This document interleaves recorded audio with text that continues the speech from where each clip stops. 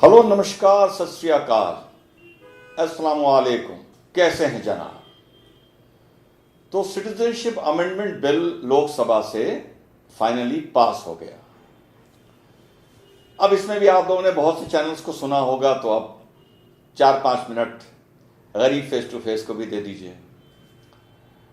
मेरे इसमें 2 टेकअवेज हैं और बड़े सिंपल हैं, no confusion, no if and but. पहला इसका टेक अवे ये है, जो अमेंडमेंट बिल में ये आया है कि 2014 से पहले 31 दिसंबर अफगानिस्तान, पाकिस्तान एंड बांग्लादेश से Hindu, Sikh, Christian, Buddhist, Parsis जो वहां से इंडिया में एंटर करें हैं, उनको प्रेफरेंस देके सिटीजनशिप यहां की दे दी जाएगी। And it is not including Muslims.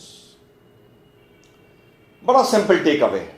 Present political dispensation ये मानता है कि जो इन मुल्कों से मुस्लिम्स वापस भारत आना चाहते हैं, हिंदुस्तान नहीं, भारत, वो अपने प्रेफरेंस का कोटा ले चुके 1947 में। और इस पॉलिटिकल डिस्पेंसेशन को यह लगता है कि वो लोग आकर इंडिया में सूनर और लेटर कोई ना कोई उनकी न्यूसेंस वैल्यू वो अपनी क्रिएट करेंगे इन एनी फॉर्म। ये गवर्नमेंट ऑफ इंडिया को इस टाइम लगता है। 1947 में बहुत से लोग कहते हैं कि साहब हम तो देश सबका है, सेक्युलर है। बिल्कुल सेक्युलर है, मेरे लिए सेक्युलर है, भारतीयों के लिए सेक्युलर है, पर भाई हमने पूरी दुनिया का ठेका थोड़ी लिया है। मुस्लिम को यह तय करना पड़ेगा कि उनको पूरे दुनिया के मुसलमानों का ठेका लेना है या अपना खुद की जिम्मेदारी उठानी है। क्योंकि हम इसमें कभी कभी बड़ा छल करते हैं, कभी हम पैलेस्टीनियन को अपना मान लेते हैं, कभी हम रोहिंग्या की पैरवी करने लगते हैं। जब हमारे 10 रईस तेल शुदा मुल्क, जिनको अल्लाह ताला ने तेल दिया है, जब वो सबसे गरीब मुस्लिम मुल्क यमन पर जुल्म करते हैं, 50,000 आदमी मारते हैं, तब मुस्लिम कहता है कि हमें इससे मतलब नहीं। तो एक तो मुसलमान ये तय कर ले कि उसे पूरी दुनिया के मुसलमानों से मतलब है या नहीं है। एक चीज तय कर ले, ये नहीं कि अमेरिका ने मारा तो मतलब है, सऊदी अरेबिया ने मारा तो मतलब नहीं है, ये नहीं चलेगा। तो 1947 में हम लोग जो कहते हैं कि साहब हम तो हिंदुस्तान रुके, आज़ादी की लड़ाई लड़ी, खून बहाया, ये बड़ी डायलॉग बाजी होती है। तो भैया 2 देश ले तो लिए ना आज़ादी की लड़ाई पर हम लोगों ने यार। मैंने कब तक आज़ादी की लड़ाई का हम डुगडुगे बजाते रहेंगे? 2 देश ले लिए, सरिया ले लिया, चांतारा ले लिया, हरा झंडा ले लिया, कब तक आज़ादी की लड़ाई की हम दुहाई देते रहेंगे? बड़ी अजीब बात लगती है ये। और दूसरी ये कि जो लोग कहते हैं भाई हम तो इंडिया में रुके बाई चॉइस, ये गुमराह करते हो आप लोग सबको। अगर आपको मुस्लिम लीग ये बता चुकी थी कि हम देश का बंटवारा करेंगे, 2 नेशन थ्योरी हम लाएंगे, और एक और सुन लो, जनसंघ की 2 नेशन थ्योरी नहीं थी, वीर सावरकर की नहीं थी। जब सर सैयद अहमद 1885-86 में, 84-85 में शायद, जब उन्होंने तैयब जी को चिट्ठी लिखी थी और 2 नेशन थ्योरी की बात करी थी, तो वीर सावरकर शायद उस टाइम 2 साल के थे। तब से 2 नेशन थ्योरी चल रही है इंडिया में।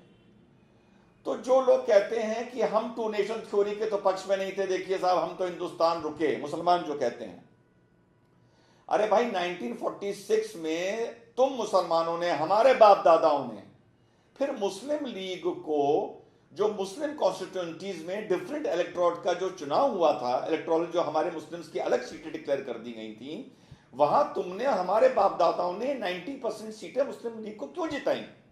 नहीं जितानी चाहिए थी कि नहीं हम मुस्लिम लीग की 2 नेशन थ्योरी से इत्तेफाक नहीं रखते, देश ही ना पड़ता, मुस्लिम लीग चुनाव हार जाती। हम मुसलमानों ने, हमारे बाप दादाओं ने मुस्लिम लीग को 1947 में मुसलमानों का सबसे बड़ा नेता बना दिया। और कब बना दिया? जब वो ऑलरेडी कह रहा था कि हम हिंदुस्तान का बंटवारा करेंगे। तो भाई तुम भले पाकिस्तान, बांग्लादेश जाओ या ना जाओ, देश के बंटवारे के खून के छींटे तो तुम्हारे ऊपर भी पड़ते हैं, मेरे बाप दादा के ऊपर भी पड़ते हैं, मेरे नाना नाना के ऊपर भी पड़ते हैं। भले वो पाकिस्तान नहीं गए, लेकिन उन्होंने मुस्लिम लीग की मुखालफत क्यों नहीं करी? क्यों वोट करा मुस्लिम लीग को? तो एक ये कुल मिला के बात है, हम अपने हक का कोटा, हम अपना वरदान ले चुके हैं इस देश से। अब जो भी हमें मिल रहा है भैया, ये था, मैं तो कहता हूं thank you very much to Hindus. अरे यार, हिंदुओं को कोई एक जगह दोगे चैन से, कोई एक देश दोगे? यहां पे सेकुलरिज्म का नाटक शुरू हो जाता है और हर जगह इस्लाम जिंदाबाद, शरिया जिंदाबाद, कोई देश कह रहे हैं क्रिश्चियनिटी जिंदाबाद, कोई देश कह रहे हैं जुडिज्म जिंदाबाद, कोई कह रहे हैं बुद्धिज्म जिंदाबाद। अरे इन गरीब हिंदुओं को तो भी कुछ दे दो भाई मुसलमानों, या कुछ भी नहीं दोगे, सारा हक खा लोगे उनका सेकुलरिज्म के नाम पर। तो इस पॉलिटिकल डिस्पेंसेशन को ये लगता है कि हम लोगों का अब हक नहीं है इस देश में वापस आने का, खत्म हो गई बात। अब दूसरी बात ये उठती है कि आम जनता को क्या लगता है। पॉलिटिकल डिस्पेंसेशन तो कोई सोचेगा कि रिजवान अहमद जनसंघ पे आरोप लगा रहा है। मेरे भाइयों, भले कोई आदमी बीजेपी को हिंदू वोट करे ना करे, 5% तो हिंदू मैंने मान लिया ऐसे जो रोज सुबह उठ के ढूंढते हैं कि मुसलमान ने कहां बलात्कार किया, मैं मानता हूं और मैं उनका बहुत विरोध करता हूं, खुला बोल रहा हूं, मैं विरोध करता हूं। लेकिन 95% सेक्युलर हिंदू से भी अगर आप अकेले अकेले पूछो कि भाई क्या आप नरेंद्र मोदी के इस फैसले से खुश हो, तो अलग अलग अगर आपसे वो दिल की बात बताएगा, भले वो कांग्रेस को वोट करता हो, वो यही कहेगा हाँ भैया ठीक करा, बाहर से मुस्लिम्स को इस कंट्री में नहीं आना चाहिए, वो अपना कोटा ले चुके हैं। ये बड़ी सिंपल बात है। दूसरी चीज, ये सवाल उठता है कि क्या हम न्यूसेंस सिर्फ हिंदुस्तान में कर रहे हैं और हम पे एक आरोप लगाया जा रहा है? हो सकता है ये आरोप, इसका भी एक आर्गुमेंट है। 55 मुस्लिम देश हैं, कम से कम 50 तो ऐसे होने चाहिए जहां सुख हो, शांति हो, समृद्धि हो, विकास हो, प्रोग्रेस हो और सेक्युलरिज्म हो। वो अपनी माइनॉरिटीज को प्यार से रखते हो, पूरे अधिकार देते हो, तब तो हम कह सकते हैं यार देखो यार, पूरी कौम हमारी कितना अच्छी तरह डील करती है माइनॉरिटीज के साथ, और तुम हमें इंडिया में वापस नहीं आने दे रहे, सिटीजनशिप से तुमने हमें अलग निकाल दिया, एनआरसी लेके आए हो। या तो आप ये करो। अच्छा, इसके अलावा क्या हम अमेरिका में न्यूसेंस कर रहे हैं? Answer is yes. क्या हम इंग्लैंड में न्यूसेंस कर रहे हैं? Answer is yes.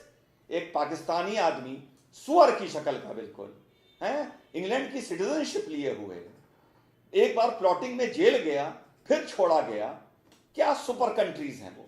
फिर उसने आके 2 आदमियों का गला काट दिया 7 दिन पहले। क्या इंप्रेशन बनेगा तुम्हारा? क्या इंप्रेशन बनेगा कलमा पढ़ने वाले का? क्या इंप्रेशन बनेगा कुरान का, इस्लाम का? शर्म नहीं आती? हम सेक्युलरिज्म की बात करते हैं, ये बैरिस्टर जाहिलिया सेक्युलरिज्म की बात करता है। इसके विधायक ने महाराष्ट्र में रहते हुए ये बोल दिया था गणपति बप्पा मौर्य, तो उसको माफी मांगनी पड़ी थी।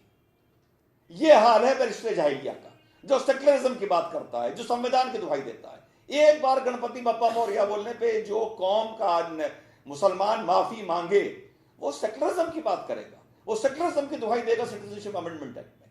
शर्म आनी चाहिए, डूब मरो हैं। और फिर कहते हो कि भाई बीजेपी हमें टारगेट कर रही है।